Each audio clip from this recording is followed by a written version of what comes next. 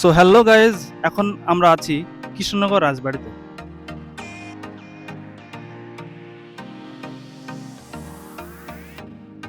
এই কৃষ্ণনগরের ইতিহাসের পাতায় যদি উঁকি দেওয়া হয় তাহলে আমাদের সামনে দুটো নাম উঠে আসে।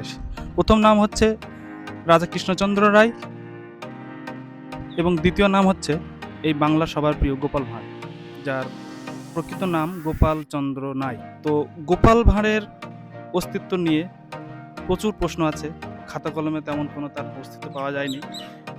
সপ্তদশ শতাব্দীর গোড়ার দিকে ভবানন্দ মজুমদার এই এই নদিয়ার এই রাজ পরিবার প্রতিষ্ঠিত করেছিলেন।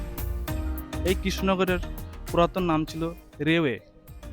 তারপর মহারাজা রুদ্র এই রেওয়ের নাম পরিবর্তন করে মহারাজা রুদ্র নাম রেখেছিলেন কৃষ্ণনগর।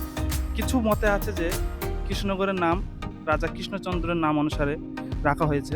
বিভিন্ন মত আছে, কিন্তু যেটা বইয়ে পড়া যায় সেটা আমি বললাম যে রাজা রুদ্র এর নাম পরিবর্তন করেছিলেন। তো বন্ধুরা, এই যে গাছটা দেখতে পাচ্ছ, এর ভিতরে পুরো খোকলা হয়ে গেছে।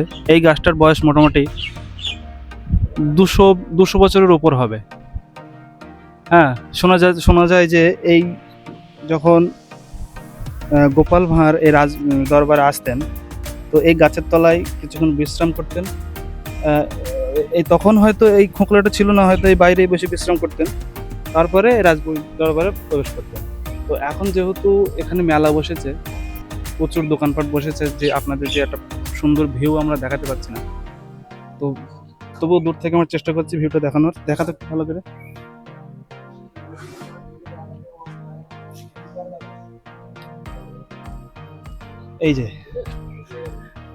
এই যে খোকলা গাছ, ভিতরে কোনো কিছু নেই।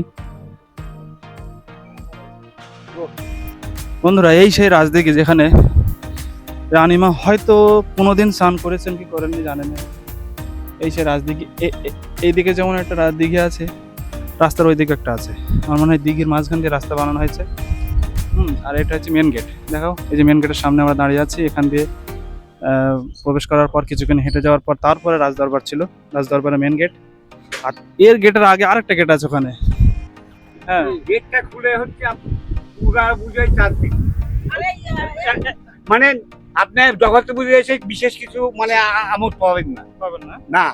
জগত্রী পুজোর 4 দিন, এক হচ্ছে আপনার অষ্টমীর দিন, আর একদিন হচ্ছে দশমী। আচ্ছা, সেলফি তুলতে পারেন তো? হ্যাঁ, সেলফি তুলতে পারেন? হ্যাঁ, আমরা ভিডিও করছি, এখানে এসেছিলাম ভিডিও এখানকার। খালি সেলফি তুলে যাবে না, সেলফি তোলার জন্য বিখ্যাত এখানে। হ্যাঁ, একাদশী 3 দিন, একাদশী দ্বাদশী 3 দিন ঠাকুর থাকে, ওই 3 দিন গেট খোলা থাকবে। হ্যাঁ, ওই বাড়িটা আমরা যাবো কোথা দিয়ে? না, ও বাড়িতে যেতে পারবে না, বাড়িতে কোনো সময় ঢুকতে দেয় না, কোনো সময় ঢুকতে দেয় না, রান্না করে কোনোদিনই ঢুকতে দেবে না। ভিতরে যায় ওই ওদের আগেকার পুরোনো আলমারি টালমারি। আমরা কি আলমারি নিয়ে যাবো তুলে এমনি দেখবো? না, দেখতে দেবে না, দেবে না। আপনি। তো বন্ধুরা, এবার আমরা যাচ্ছি ওই যে কাকা বললো, কাকার কথা মতো এর ভিতরে ঢুকবো। এখানে মনে হয় নার্সারি আছে, গাছের নার্সারি আছে। এই নার্সারি কেনার উদ্দেশ্যে আমরা ঢুকবো।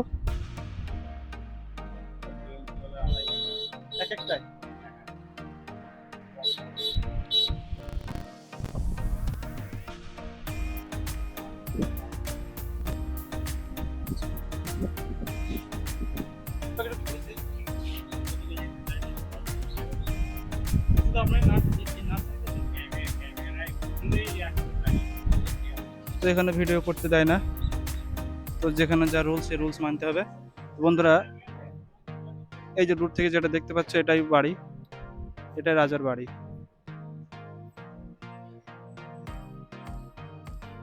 আচ্ছা, নিয়ম অনুযায়ী আমরা রুলস ব্রেক করব না। হ্যাঁ, রুলস ব্রেক করবো না, ভিডিও করতে দেয় না, পার্সোনাল সিকিউরিটির ব্যাপার আছে এখানে।